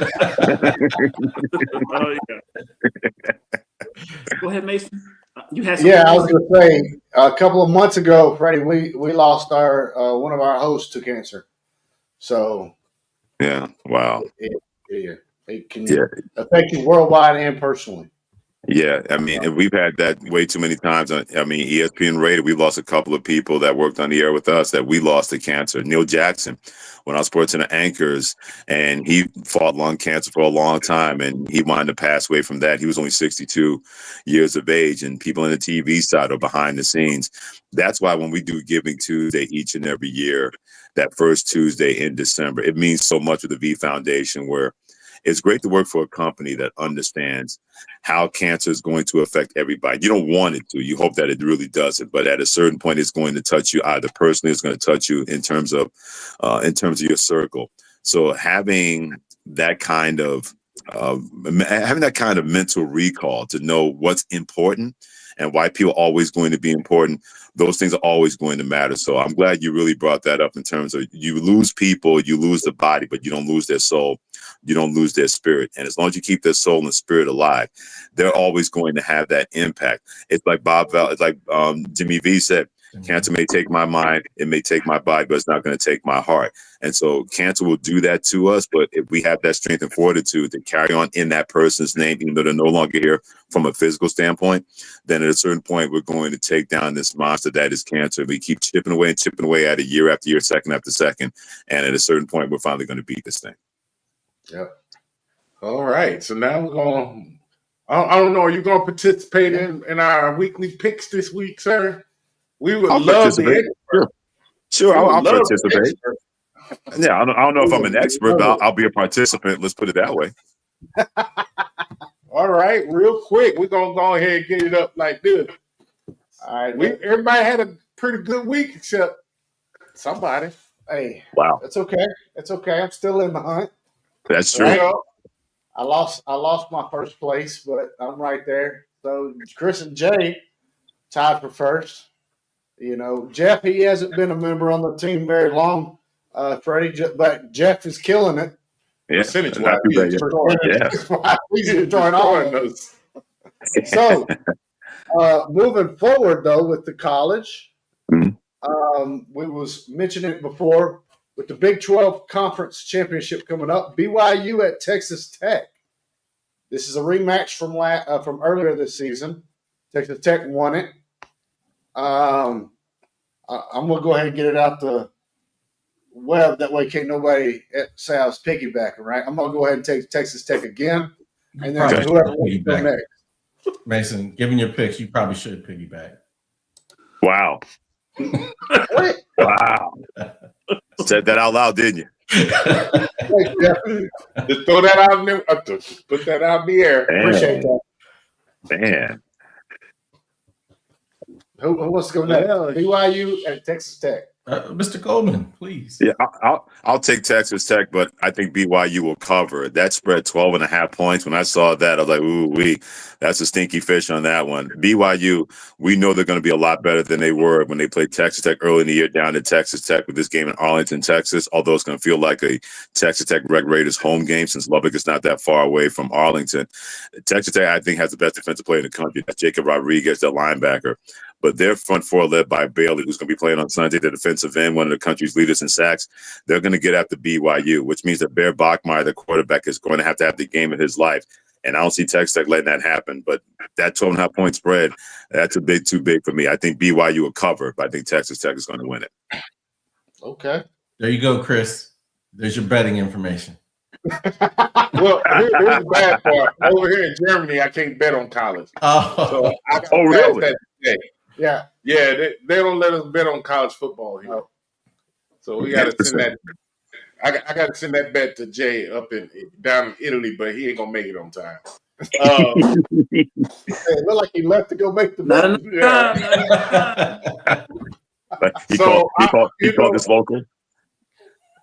I actually think Texas Tech wins. Also, I think they even in the first game they showed a little dominance more, and they shut down that BYU run game. They shut down that run game. They can't throw. They're not a passing-oriented team. I think Texas Tech get them. What you got, Jay?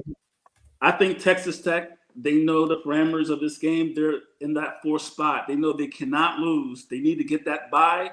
I think they come prepared. I think they come out hard. I think they control the game early, and they will beat BYU today. And also, I think BYU covers, but I think this game is going to be a lot closer than 10 points.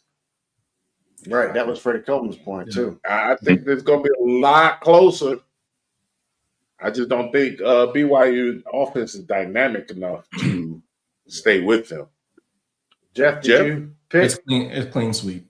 I got Texas Tech over BYU.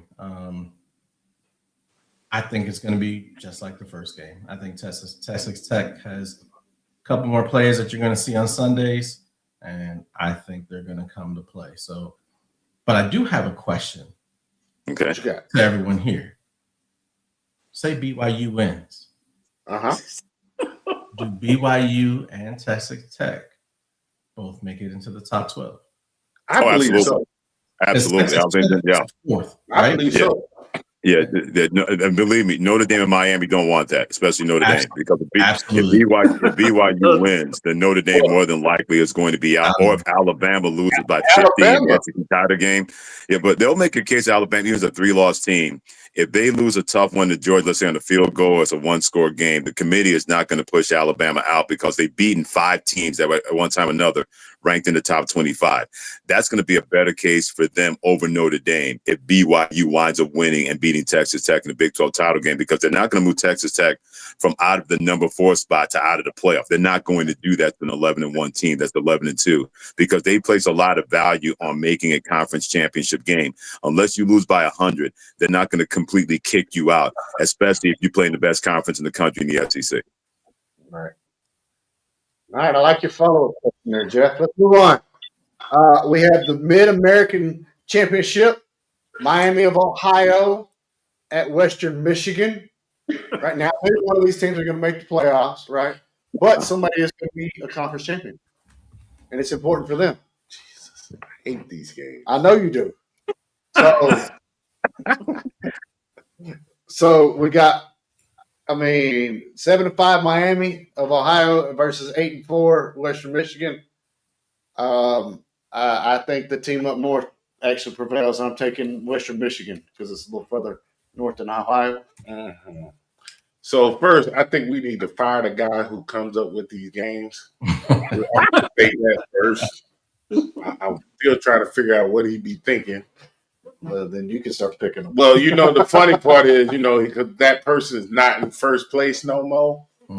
So he's a little soft spoken. Okay. Aha. I'm going to pick Miami.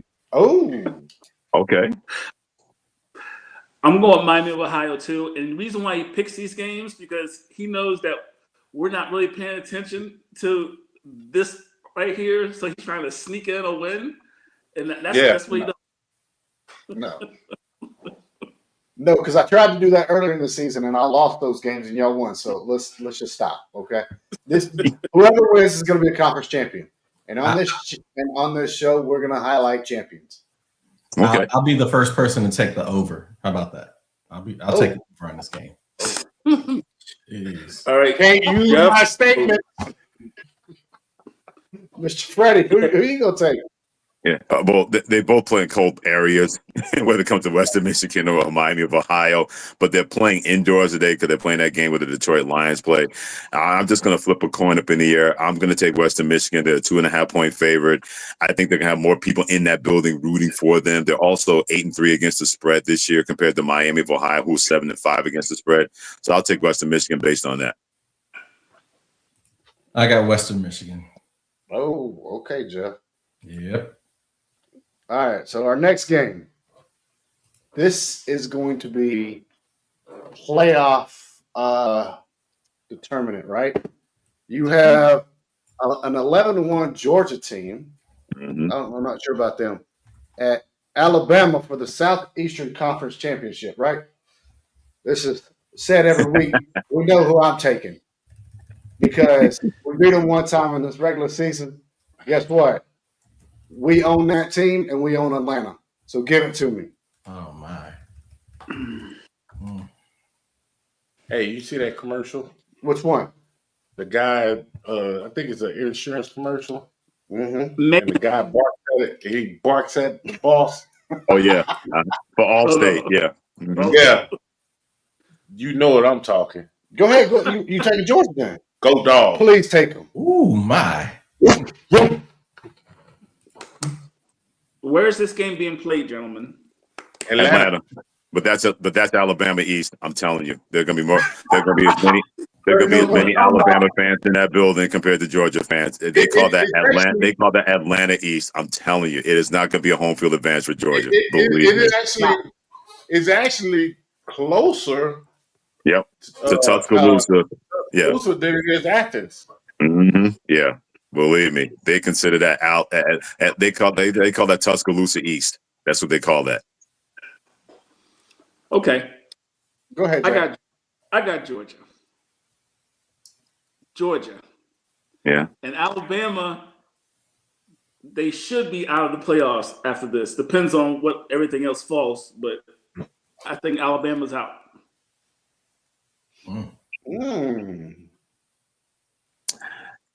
Yeah, I'm good. Go ahead. No, I have Alabama. I think Alabama, Georgia hasn't impressed me as much this year. And I feel like given everything that Alabama has done this season, the amount of ranked teams that they've played, I think they're building up for this moment. I say Alabama 38-35. Okay. Yeah, I'll take Alabama as well, although not having Cam Miller running back is going to hurt. But Ty Simpson continues to be that guy that no one talks about, that is a top-flight quarterback with 25 touchdowns, only 4 interceptions. I'm going to trust him more in this situation more than Gunnar Stockton. The Georgia defense will make it hard on both of them, but Alabama's defense, they've gotten a little bit better as the season has gone along as well. And I think both of these teams are coming up tough, brutal, physical games. But Georgia had a more physical game against Georgia Tech compared to Alabama versus Auburn. And then you got to ratchet that up 7 days later again, although Georgia had the extra day because they played on Friday. I think that's going to be a determining factor down the stretch. I think Alabama wins this game. I don't think it's going to be a high-scoring game, but I think Alabama wins this game by about 4. Okay. Hey, All I'm saying is this. Mr. Coleman, The bull. Mr. Coleman, Yes. you know Yes. Nick Saban's not coaching today, right? Yeah, Hey, but also you gotta remember, go. remember Kalen DeBoer beat Georgia earlier this year in Georgia on the road, and Georgia with Kirby Smart, they're 1-7 versus Alabama, whether Nick Saban is coaching them or not. All right. Keep that in Okay. mind. Checkmate. Yep. All right. So next game, I think we're all in agreement on this one. No matter who wins, no matter who loses, they're going to stay in the playoffs, right? It's the Big Ten Conference champion, Indiana at Ohio State. Well, I'll go first since I'm the Big Ten guy. Go ahead. I think I think Ohio State wins, but this game is close. Ohio State's gonna win. I think they're gonna I think Indiana's gonna cover, but don't be surprised they win it late. If Where's the Indiana playing wins played? it Where's this In game being played? Indianapols. In Indianapolis. What? Indianapolis, I got Indiana.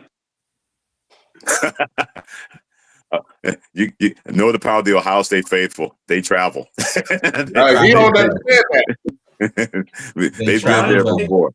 Absolutely. And it's only Ohio State lost late in the season last year, and then they rolled everybody else. I think this is their Yeah, loss. but that was the Michigan, and they finally got over that hump. But to your point, after you finally take down that monster, what do you have left for the Big Ten championship game? Because Indiana has not won a conference championship since 1967. I know among this panel, I was the only one that was born when the last time it happened to win the Big Ten championship back in 1967. I'm with us on this one. I think it's going to be close because Indiana is better on the offensive line, defensive line. They got overrun last year when they played Ohio State, then they played Notre Dame in the playoff. Their offensive, defensive line, man, they were just paper getting run through like it was water. This time around, they're much better in the offensive line. They have that kind of strength. It's going to be a closer game, but that Ohio State defense, Caleb Downs, pound for pound, their safety, is probably the best defensive player in the country. What he's able to do at the safety position. And also they got Arvell Reese. That guy is going to be tremendous good getting after the quarterback of Fernando Mendoza. It's going to be a really good Big Ten championship game, but I think Ohio State wins it late and they get a late touchdown to win it and seal the deal. I've got Ohio State. I think that they're going to have a little bit too much for Indiana. I think Indiana, when they go against some tougher defenses, they can struggle for a period of time. I think they struggled against Oregon for a little bit this year. I think they struggled for the first half against Wisconsin, and then they struggled against Penn State.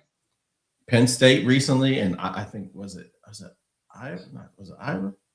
They had a slow start last Yeah, it was Iowa too. There's a couple games that I've seen them when they're not hitting their stride, they really, really struggle.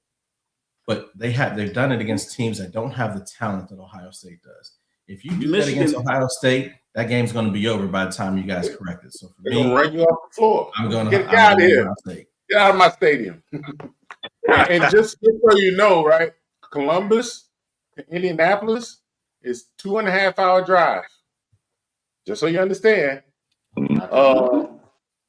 Bloomington to Indianapolis is an hour and 45 minutes. So they travel. Ohio State travels. Mm-hmm. And the truth be told, majority of the Big Ten teams that are the originals are actually really close to each other. Yeah. Mm-hmm.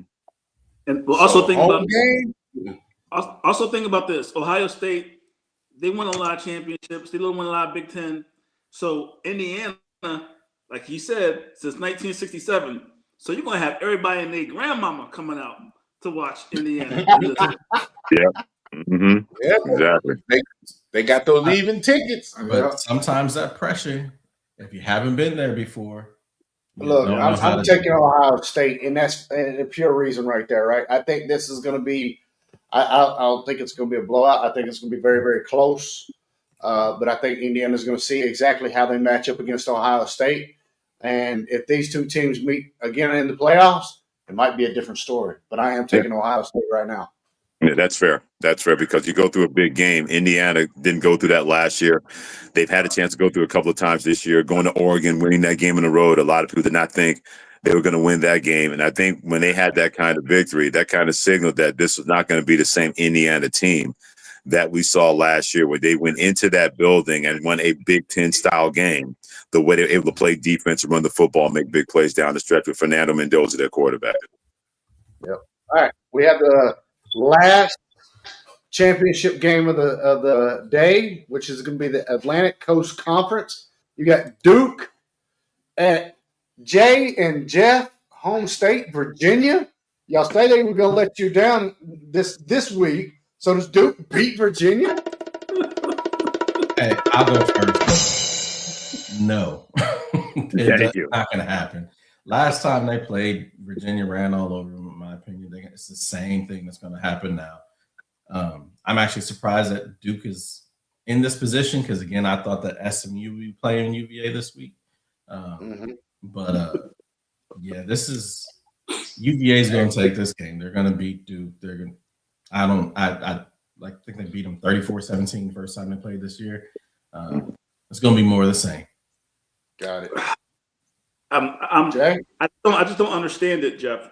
You grew up with this. You know this is the game that they lose. Not that this they're one. supposed to win. Nope, they'll just wait. Everything says UVA is a better football team. Duke, well, I don't know how, but I got Duke winning this game. He's got Duke. Oh my goodness. He was tied for first, but not no more. Ain't no more. I'm going with Virginia because look, Duke is literally backed their way into the ACC conference. Yeah, and that was the funniest part about it is they jumped Clemson. Clemson had a bad year. Miami, they lost games they shouldn't have lost. Yep. Georgia Tech lost a game they shouldn't have lost. Yep. You think they're the top two team in that country? No. Somebody picked that game that Georgia Tech shouldn't have lost. Look, the funny part is somebody got paid. It wasn't me, but somebody got paid. Mr. Freddie, who are you taking? Yeah, I'm taking Virginia as well, although I am surprised they're only a 4-point favorite against Duke. I don't know what that says about maybe more about Virginia to what you gentlemen are saying, that this could be the game they could lose and Duke has nothing really to lose. And if they win that game, they're the ACC champion, although they're not going to go to the playoff. But I don't think that Virginia is going to slip up. They're number 17 in the country. Tony L's done a really good job with this football team. I don't think they're going to go to Charlotte, to the Queen City, and get crowned by the Duke Blue Devils. I think Virginia finds a way to win that one. Unless Mike Elko shows back up at Duke, UVA wins. True. Good point. So looks like you Lone Ranger out there, Jay, on this. All right. That's end of college. Let's move straight into the NFL. You got it? All right. Here is last week. Jay, you really struggled. Congratulations. I struggled. And then Jeff and Chris, good job. Who the big dog? Chris. Oh, that's what I thought. Absolutely. That's what I thought. We'll figure that out later. We are back in the lead all along. Percentages. That's what we should do. Look at those percentages. Jeff's.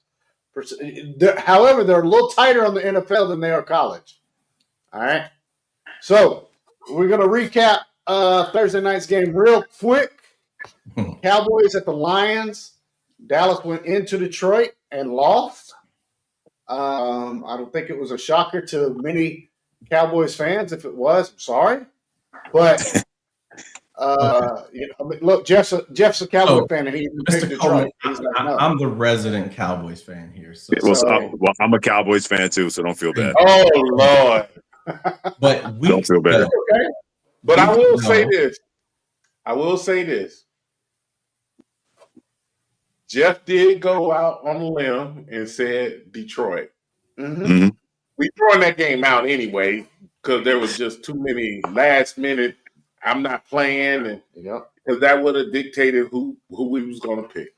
Right. I'm just So but I do give him credit. He said that they were going to lose. All right. So what about the game, guys? What's your thoughts on the game?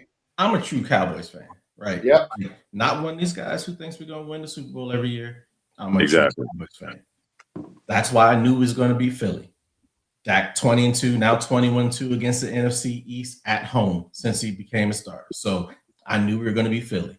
Doubled down on that. Said we were going to beat the Chiefs on Thanksgiving again. But then Dallas does what Dallas does. We give false hope only to sit there and go someplace and get trucked. That's why I called it. I said we're going to go to Detroit and they're going to sit there and roll right over top of us. Now, it wasn't as bad as I thought, but the result was the same. This is what Dallas does. They set their fans up just to have these letdown games, and that was the game right there. Now they don't make the playoffs. I don't agree. I think the missing of the three defensive players was a very big key to that loss. And then I'm Mr. St. Brown, I'm Narad, being a last second, hey, I'm playing, was a very key piece for Detroit. Because he runs all over the field. He's always open. So I think like I if told they you, had three defensive guys that they were missing on that D line, we might have a different story. I'll tell you like I told you before. I could have told you we were going to lose this game 14 weeks ago. You told us 2 weeks ago that they were going to lose. I'm trying to tell you, Dallas. I'm just giving you credit. This So is for me, what Dallas does to its fans. I don't think it was a Dallas thing. I think it was a Jahmyr Gibbs thing. I just Absolutely. think that he played better, and when he had the one-on-one matchups, he won those, and he extended drives for the Detroit Lions. So it wasn't like they just gave up. No, CeeDee Lamb got hurt. They had a couple of drives where they settled for field goals and not touchdowns on the road, but that was because the Detroit Lions, they made plays. And that's what happens in football. It's not a letdown thing. It's this team actually just played better than you on this night. Hey, all I'm saying is my parlay is still good right now. Look, I had it on the air, plus 26.5 at halftime. Yeah, they barely made it, but I won part of that parlay. There you go. I mean, I said the only way that Dallas goes and wins that game is if they have a dominant run game so that Dak can play action. And then that if you have to roll those players into the box, you got CD and Pickens one-on-one on the outside. Not only was the run game not dominant, then CD got hurt earlier into the third quarter. And they were still cooking. They were still cooking them with them slants. But if you saw the effort from Pickens, right, he knew that he was getting doubled. He had a man and he had a safety over the top. But you are the one now. He's out. So for me, if I'm a Cowboys, if I'm Dallas Cowboys, how can I pay this guy number one money in the offseason? If this is the effort that you get, this is the effort that you give when you know you're going to be double teamed. That slant led to the second interception. Is that the same effort that Bland, your corner, gave when Gibbs took him out? When he was in push-up position? Yes, exact same. Moving on. Well, I think the biggest issue to me, right, was Dallas's offensive line. They gave up 5 sacks, right? And when you're already been hit, as Dak Prescott has, right, there's a clock in your head as a quarterback, right? You got to get rid of the ball so fast, right? So when he gets rid of the ball and he's been getting hit, whether the receiver runs the right route or not, he's getting rid of it, and now he's causing the interceptions. And then the run game never produced 87 yards. Yeah. Like you got to do better than that as a Dallas offensive line. So Well, So that's here's where I'll counter that. I don't think they gave the running game enough of a chance Agreed. because There you go. Devontae Williams did have a couple of decent runs, and I'm thinking, and I know Dak threw for 376 yards, but if they're bringing that kind of pressure, the way you slow down that pressure is two ways: you run the ball a little bit more, you throw a little bit more screens, and they didn't do that because CeeDee Lamb was cooking so much early on because he was killing them before he got knocked out of the game with a concussion. And as much fun make about George Pickens' lack of effort, that's definitely true. Flournoy stepped up, the 6th-round pick out of East Carolina, where he had 9 catches over 100 yards. So they were making plays offensively. I just think the times when they bogged down and had to settle for field goals or you get that key sack, that's what hurt Dallas because they weren't running the ball enough where the Detroit Lions had to think about something else. They kept that pressure up and double-teamed CeeDee Lamb and George Pickens. They said, we're going to rush the quarterback and we'll find a running game on the way there. Well, if you had a chance to run the ball a little bit more with Williams and also with Davis and strafe them a little bit more, then you slow down that pressure, and then Pickens would have been able to beat that coverage, or you get it to other people and may have a better chance than once you got inside the red zone that have to not settle for field goals and score touchdowns when it's all said and done. I'll give you that. Absolutely. All right, let's move on. Our first game of the week, we got the Bengals at the Bills. See what I mean? Look, see what I mean? He chooses the games, and he make me have to think. It's not supposed to be easy. It is supposed to be easy. Let me win. Well, Joe Let me win. Burrow back, does he delivered a win against Buffalo? I'm going to say no. I think the Bengals got lucky last week because for some reason the Ravens decided not to run the ball against one of the worst defenses in the National Football League. The Bills will run the football either with the quarterback Josh Allen or when you have Cook in the running back position. Getting Gabe Davis back at wide receiver is going to help them a little bit. That's a deep threat they didn't have. They're hoping that Dalton Kincaid will come back next week. It's going to be a really good game though because Joe Burrow's no joke, but I think the Bills win this one by more than 6. All right, I'm gonna go against you. I'm taking the Bengals. Okay. Are they the What y'all Bengals or got? Bengals? I have the Bills. I think the run game is going to be too much for Cincy, so they're not going to be able to throw the ball. They're not going to be. Their offense isn't going to be on the field. I said, and then I think that the Bills defense, even though sometimes they've struggled to get pressure on quarterbacks, I think they're going to be able to get enough pressure on Burrow to force him into a couple of interceptions. That's going to be enough for them to win. I haven't seen Cincinnati get a defense yet. Okay. Did they just get a whole new defense? No. No. So I don't see them putting enough pressure on Josh Allen to stop them. This game is going to go over, So you're taking Buffalo? and I'm taking Buffalo. Okay, I'm just making sure. You already knew that. We had to announce. Is it snowing? My name Is it ain't snowing? The game is at Buffalo, right? Yeah. Is it snowing? No. Should it be a flurry or two? I got Buffalo. Well, it is December. It might be clear skies right now, and thought to be clear skies tomorrow, and have lake effect snow. Yep. Trust me, I used to live up that way. All right, what you got, Jay? I got Buffalo. All right. We're going to go to our next game. We got the Colts at the Jaguars. Division rivalry. Mm-hmm. Matter of fact, I think it's a battle for the division Yeah, it is. lead. Yeah, it is. Yeah, it is. 4. Look, this is a hard game for me to pick because I've been preaching to Daniel Jones all season. Yeah. And I've been preaching Trevor Lawrence got to do something for the Jags, right? I'm caught between. It being in Jacksonville, I got to go Jacksonville this week. I like the Colts. I like the Jags. Daniel Jones playing on a broken fibula. I don't trust that. I like the Jags. I like the Jags just because I don't trust Daniel Jones, period.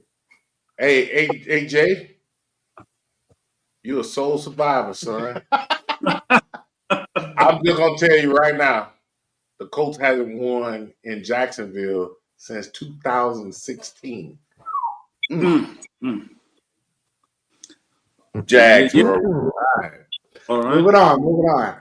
We got the Steelers at the Ravens. Ravens. Well, that was quick. Yeah, Well- in the mediocre bowl, I got the Ravens too. I got a draw. But it's time. I got the Ravens. Oh, can't tie. Yeah, they I can know. tie. They can tie. They can tie, actually. They can't tie. Because Rudolph is quarterbacking, right? No, No. Rodgers could be there. Oh, He's gonna play Rodgers. again. Yeah. Well, Rudolph should be quarterbacking because he's doing a backhand thing now because of his hand. I got Yeah. Baltimore. I have the Ravens as well. So clean sweep. I'm taking Baltimore as well. You got my former Derrick Henry. On They there. need to just give him the ball. Yep. That's it. Just give him the ball. Amen. All right. We got Chicago. We got the Bears at the Packers. I'm going with the Packers. Okay. Mm. Chris is going with Packers. Jeff is going with the Packers. Jeff's going with Packers. Ugly game. I got the Bears. The Bears Yeah. and Broncos are. The Bears and Broncos. I'm glad you said that.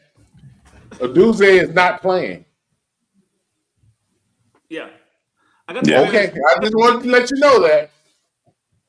I think Caleb Williams is going to be running for his life. So Me He too. always Yeah, does that. He does that every week.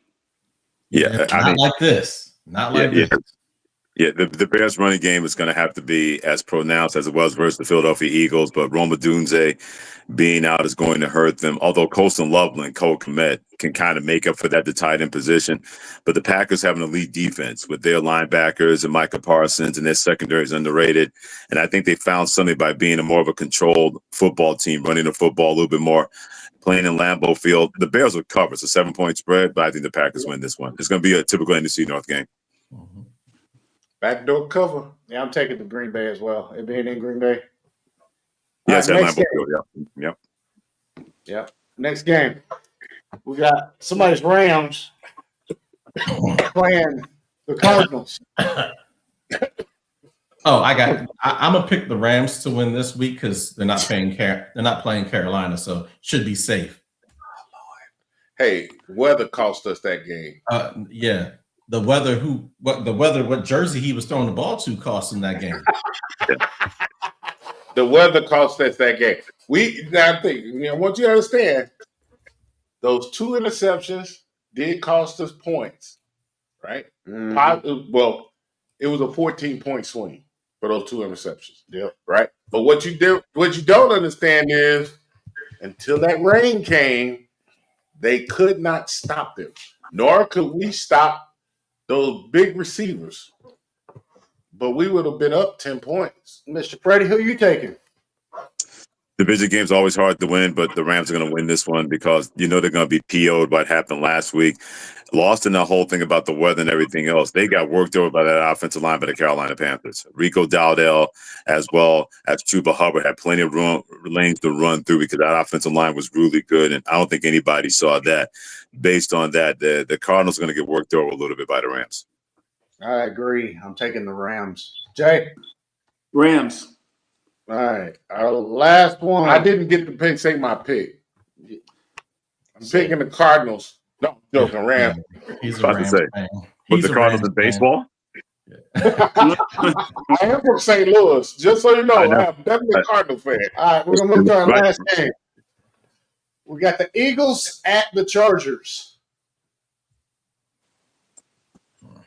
Well, Jalen Carter's out. Okay. Already Uh-huh. announced not playing. That's going to affect them both in the run game and the passing game. Mm-hmm. Eagles. I don't know. I got the Eagles. I don't know.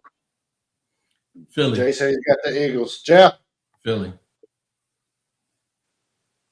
I don't know. Mr. Freddie? Chargers. I'm not trusting that Eagles offense.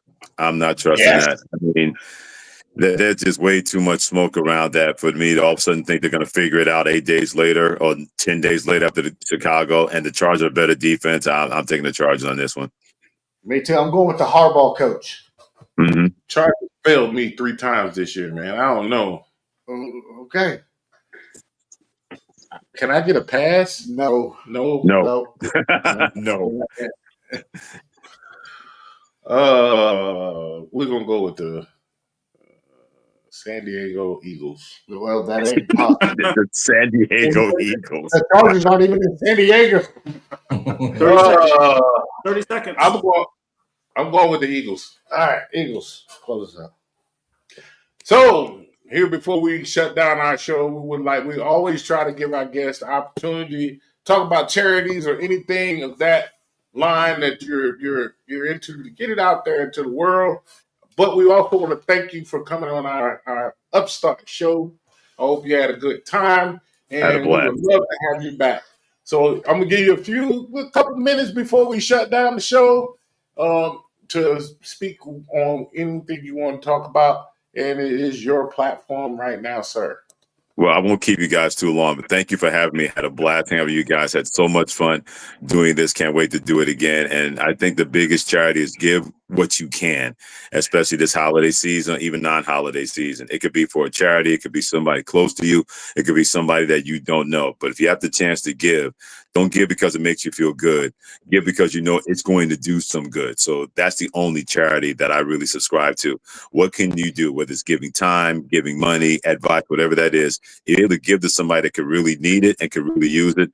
To me, that's the best gift of all, no matter if it's holiday season or not. Thank you, Mr. Coleman, for being here with us. Absolutely. You was a delight. And look, our guests have been killing it. We thank you. And be blessed and enjoy your holidays and have a great, great, great day. Yeah, Before we shut down, we want to give a special shout out to all veterans. If you have a veteran business and you would like advertisement, please shoot us an email at the long distance playbook at gmail. Thank you, and we will see you guys next Saturday. Peace.